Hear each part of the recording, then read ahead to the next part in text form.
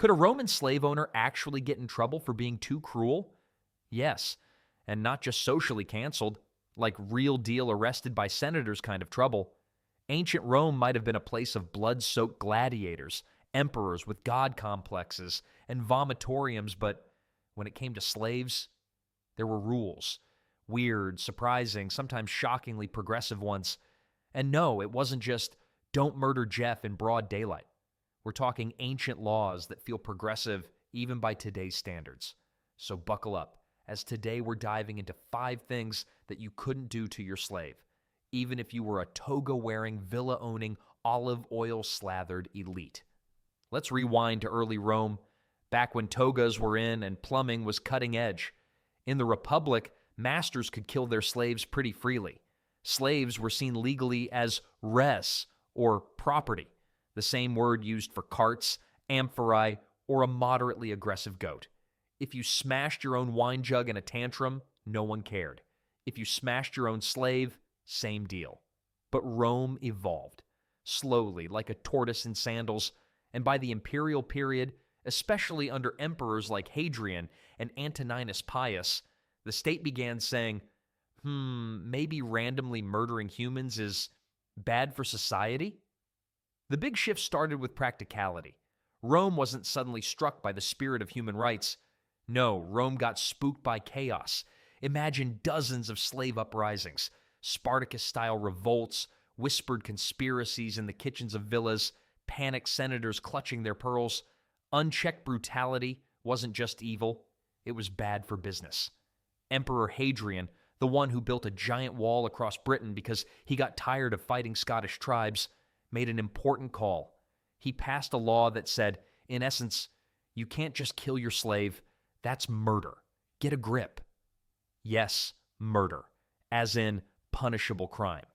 You would face an actual Roman trial, complete with legal arguments, stern-looking jurists, and the possibility of exile or worse.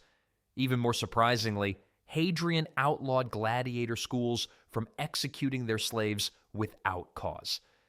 That's right, even a guy who owned human fight clubs couldn't just go full Mortal Kombat on his property unless he had a legally valid reason. And that's where it gets rich, because Roman law started demanding reasons, not just, he looked at me funny or he forgot the honey dormice. They wanted actual misconduct, theft, attempted escape, sabotage, real stuff. And even then, it had to go through the proper channels. In fact, the Senate passed a very important decree relating to this issue. Titled Senatus Consultum Solanianum, this was peak Roman bureaucracy. The law, passed in 10 CE, was originally designed to scare slaves into loyalty. It said that if a master was murdered in his own home, all the household slaves could be tortured and executed unless one of them named the killer. Sounds horrific. It was. But after an incident where a wealthy man named Pedanius Secundus was stabbed by one slave and 400 of his slaves were sentenced to death, the Roman public freaked out. People protested. In the Forum, in togas, with picket signs. Okay, maybe without signs, but you get the point. The Senate debated, the emperor nervously sipped wine, and eventually a new mood swept in. Maybe mass punishment wasn't the vibe anymore. Maybe, just maybe, slaves were people. Or at least expensive trained people that shouldn't be murdered like spilled soup. And guess what? Philosophers agreed. Seneca, Rome's favorite depressive life coach, had thoughts. He wrote that being cruel to your slaves reflected a diseased mind. If you needed to beat someone every time you were in a mood, you were weaker than the person you were beating. This is the guy who could have gone on Dr. Phil and diagnosed half the Senate with anger issues and unresolved trauma. He even said, brace yourself, that a master should talk to his slaves. Get to know them. Treat them like humans. Maybe don't scream at them over lukewarm wine. Of course, Seneca's version of equality still included chains and forced labor, but hey, baby steps. The real shocker? Well, not really. Slaves could even sue their masters. By the late imperial period, especially under Emperor Antoninus Pius, if a slave was treated so horrifically, like forced to work until collapse while being burned with hot irons, They could appeal to a magistrate for protection. The judge might reassign them to another household or, in rare cases, grant them freedom. Yes, it is very hard to imagine a Roman master waking up to a message that his slave was taking him to court, but it did sometimes happen. So, no, killing your slave wasn't just an emotional outburst anymore. It was a calculated legal risk, like committing tax fraud on a live stream or trying to push your intern into traffic and assuming HR will be cool with it. Even economics played a role. Slaves were expensive. We're talking years of savings. A good cook from Syria could cost as much as a house in the suburbs. No one wanted to see their investment bleed out on the floor over a soggy piece of bread. Slave owners might be cruel, but they weren't stupid. And because Rome was Rome, public image mattered too. If you killed a slave and word got out, you looked unstable or barbaric, which basically meant you were very uncool.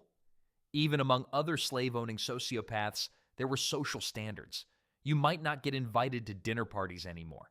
It's a strange paradox. Slaves were property, but not just property. They could be educators, accountants, doctors. They ran households. They knew secrets. They were essential. So the state, and even some masters, slowly started to treat them as kind of people. Not equals, not citizens, but not disposable either. So no, you couldn't kill your slave because you got hangry. You couldn't do it because your bath wasn't hot enough or because your nephew told you Stoics were cringe. If you tried, Rome might hit you with a murder charge, a fine, or exile to a sad little island with bad wine and no gossip. And that, in a way, is what makes this so weirdly modern.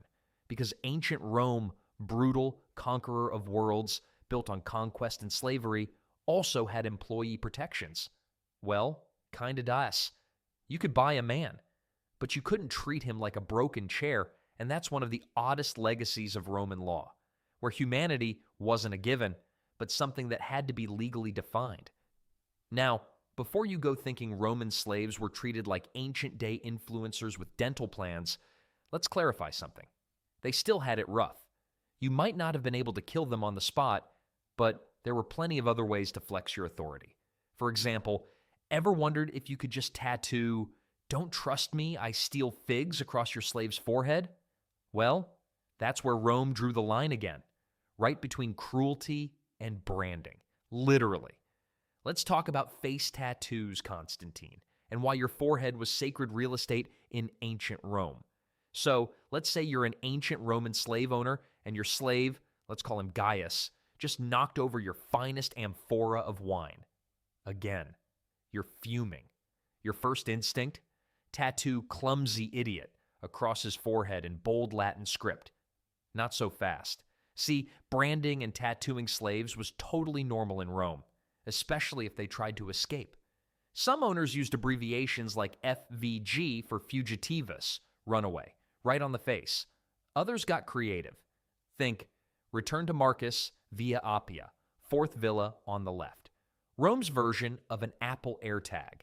But by the 4th century CE, Emperor Constantine, the one who made Christianity cool, decided maybe we shouldn't carve insults into people's faces anymore. It's bad for God's brand. He passed a law banning facial tattoos on slaves. After all, the human face was made in the image of God, even if the rest of the body was legally considered farm equipment. So punishment tattoos were moved to less visible areas, like the legs or feet. Still awful, but slightly less humiliating than walking around with "Do not steal" etched into your brow like a cursed billboard. Constantine wasn't being soft, though. Slavery was still alive and well, but he knew that mutilating people's faces, especially now that Christianity was in fashion, looked barbaric, and Rome had an image to maintain, literally. There were also practical reasons. A tattooed forehead didn't exactly scream "ideal house servant," and resale value dropped fast if your slave showed up at auction looking like a rejected graffiti wall. So instead, owners used things like slave collars with metal tags. Tags that read, "I'm Severus. Hold me if I flee. Return me to my master on Via Latina." Yep, ancient dog tags for people. It's a weird contradiction. You could beat a slave, chain them, and work them to death, but tattoo their face? That crossed a sacred line. Rome, brutal, but with standards. Now that we've established you couldn't mark their face, let's talk about something way messier. Feelings. Could you actually fall in love with your slave? Or even marry them? Let's say you've decided not to tattoo your slave's face. Growth. Maybe you even start to see them differently. Not as property, but as a person. Maybe even the person. Their eyes linger across the atrium. They bring your wine before you ask. You've never seen someone handle a sponge stick with such grace. You're in love. You pop the question, or whatever the Roman version was. But here's the thing. Roman law said, nope, absolutely not. In Roman eyes, a slave couldn't marry anyone. Not you. Not another slave. Not even a goat. Slaves didn't have legal personhood. They had no familia, no paterfamilias status, and therefore no legal standing to contract a marriage or even be considered marriageable material. So people got sneaky.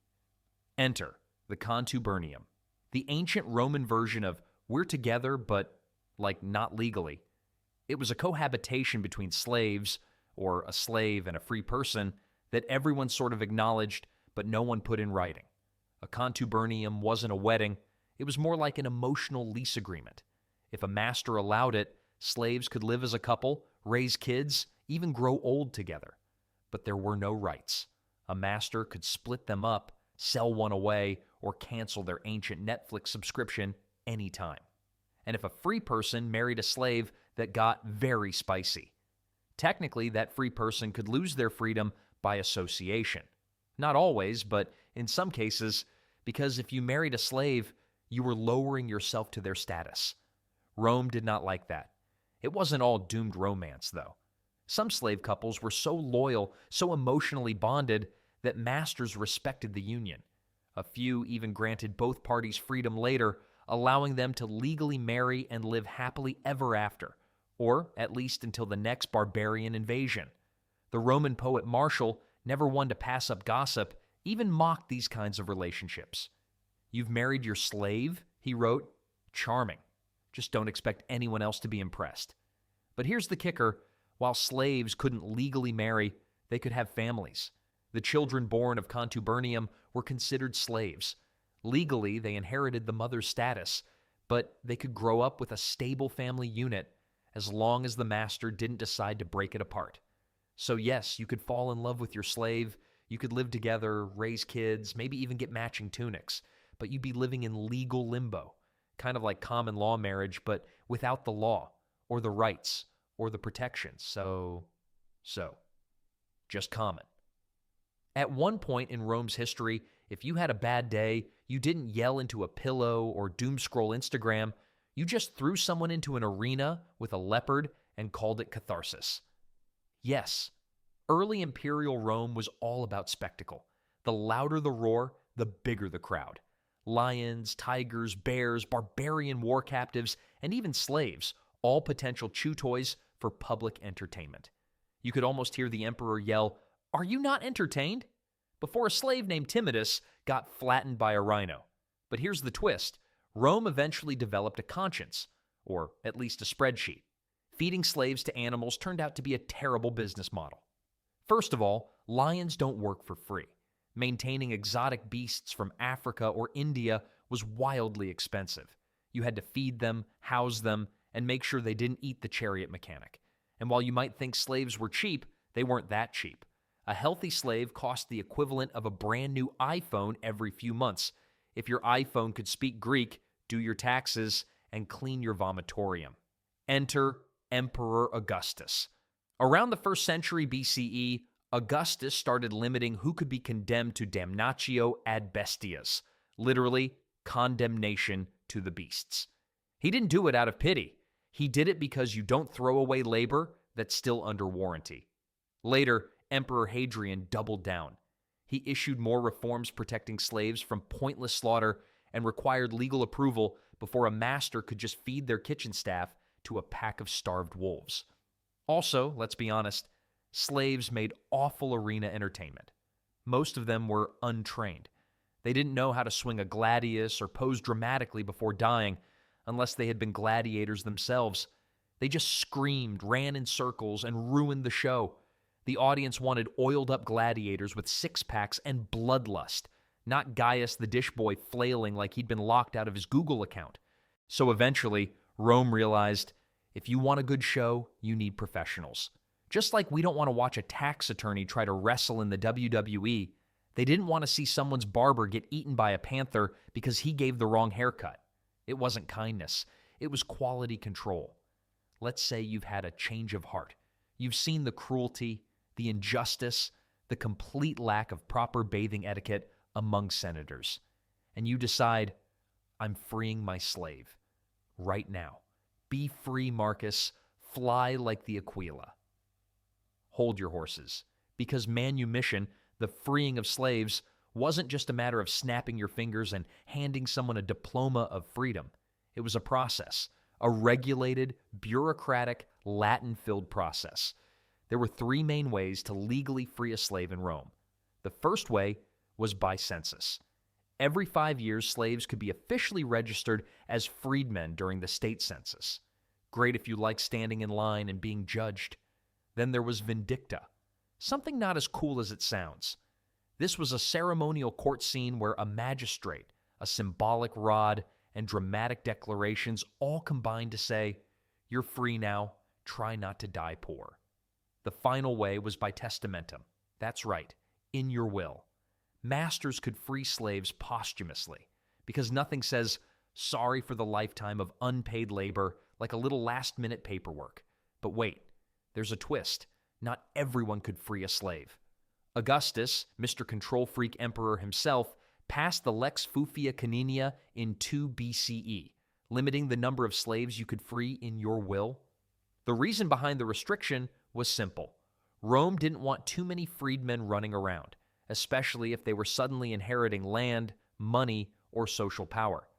Freedmen could technically become Roman citizens, with limits. And that made the elites nervous.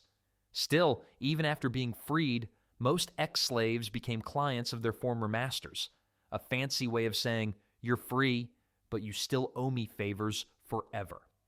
You could vote, start a business, even get rich, but not run for high office. No Senate seats for you, thank you very much. So, no, you couldn't just hand out freedom like candy. In Rome, even liberation came with strings, scrolls, and possibly a tax. So yeah, owning slaves in ancient Rome was a brutal, messed up institution. But even then, there were rules, boundaries, limits, not because Romans were morally superior, they really weren't, but because order, money, and appearances mattered. You could own a human being, but you couldn't kill them without paperwork, tattoo their face like a frat prank, or deny them freedom if your will said otherwise. Thanks for watching. Be sure to subscribe for more history content.